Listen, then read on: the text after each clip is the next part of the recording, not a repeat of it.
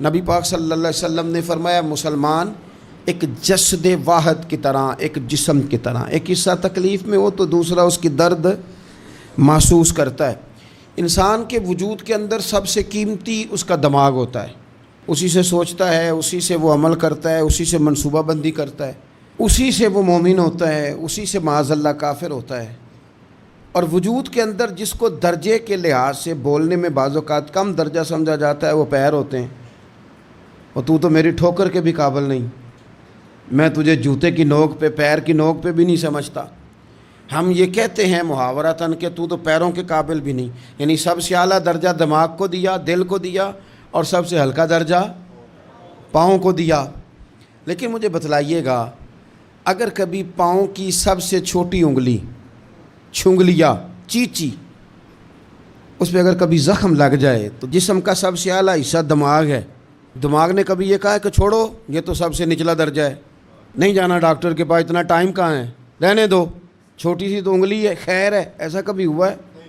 دماغ فوراً کہتا ہے کہ باقی کام بعد میں کریں گے، پہلے ڈاکٹر کا پتہ کرو، اس کو مرہم پٹی کراؤ، کیونکہ اسے پتہ ہے کہ اگر یہاں درد رہی تو باقی جسم میں بھی درد رہے گی۔ اور یہ بھی پتہ ہے دماغ کو کہ اگر میں نے یہاں علاج نہ کرایا انگلی کا تو کہیں پیر بھی سارا زخمی نہ ہو جائے، اور اگر پیر کا علاج نہ کرایا تو ٹانگیں اور باقی وجود تک بھی زخم نہ آ جائے۔ لہذا دماغ جلدی فیصلہ کرتا ہے، ٹیسٹ کرانے کا، چیک اپ کرانے کا، دوائی لینے کا، مرہم پٹی کا۔ اور میرے بھائی مسلمان ایک وجود کی طرح ہے۔ یہ تو ہو سکتا ہے کچھ مسلمان ملک غریب ہوں اور کچھ کے پاس تیل کے کنویں ہوں، کچھ کے پاس سونے کے پہاڑ ہوں، یہ تو ہو سکتا ہے کہ بعض اوقات یہ وہ سمجھ لیں کہ ہم اعلیٰ درجے کے ہیں، لیکن یہ یاد رکھیں اگر ایک جسم کی طرح ہیں، سوچتے ہیں اور ہیں، کیونکہ نبی پاک نے فرمایا ہے، اگر اس طرح سوچتے ہیں تو پھر میرا خیال ہے کہ جس طرح تیل کے کنویں والے کو اپنی درد ہوتی ہے نا، سونے کے پہاڑوں والے ملک کو جس طرح اپنی درد ہوتی ہے نا، اس طرح اسے کسی کو حقارت کی نظر سے دیکھنا نہیں چاہیے، چونکہ جسد واحد ہے۔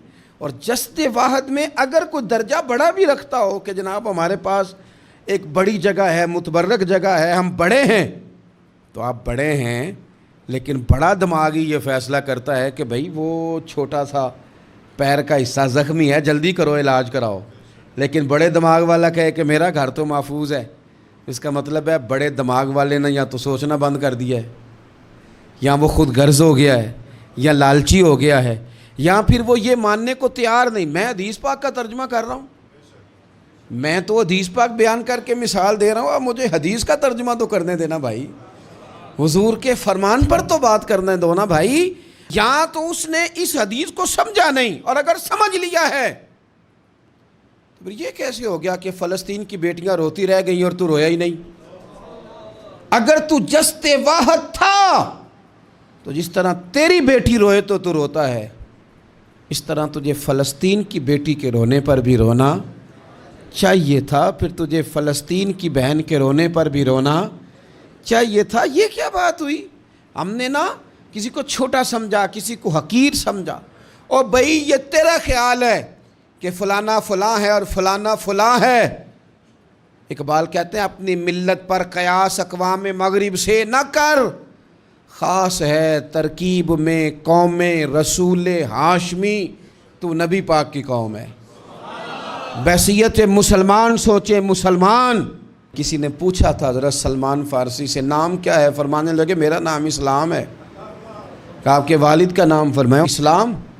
کہا دادا کا نام اسلام۔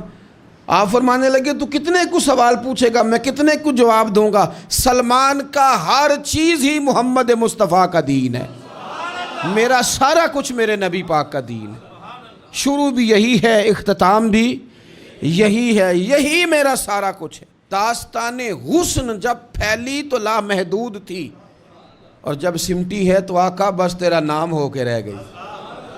بس ہم اتنے کہ ہم حضور کے غلام ہیں۔ تو مسلمان ہو کے سوچیں، بحیثیت مسلم کے اپنی ذمہ داریوں کا احساس کریں۔ اقبال نے کہا تھا میری زندگی کا مقصد تیرے دین کی سرفرازی، میری زندگی کا مقصد تیرے دین کی، میری زندگی کا مقصد تیرے دین کی سرفراز، میری زندگی کا مقصد تیرے دین کی سرفرازی، میری زندگی کا مقصد تیرے دین، یا رسول اللہ میری زندگی کا مقصد تیرے دین کی سرفرازی، میں اسی لیے مسلمان، میں اسی لیے نمازی، میں اسی لیے مسلمان، میں اس کے لیے کام کس طرح کریں، جد و جہد کس طرح کریں؟ تو ہمیں کہا گیا قوت عشق سے ہر پست کو بالا کر دے اور دہر میں اس میں محمد سے اجالا کر دے، دہر میں اس میں محمد سے اجالا کر دے۔ اقبال سے پوچھا، اقبال اس کام میں مدد کیسے ملے گی، کس طرح آگے بڑھیں گے؟ تو اس نے کہا بازو تیرا توحید کی قوت سے قوی ہے، اللہ تیری مدد کرے گا، تم موحد ہے، رب کو ماننے والا ہے، بازو تیرا توحید کی قوت سے قوی ہے، اسلام تیرا دیس ہے، کیونکہ تو مصطفی ہے، تو مصطفیٰ کریم کا ماننے والا ہے، تیری مدد ہوگی ہر میدان میں۔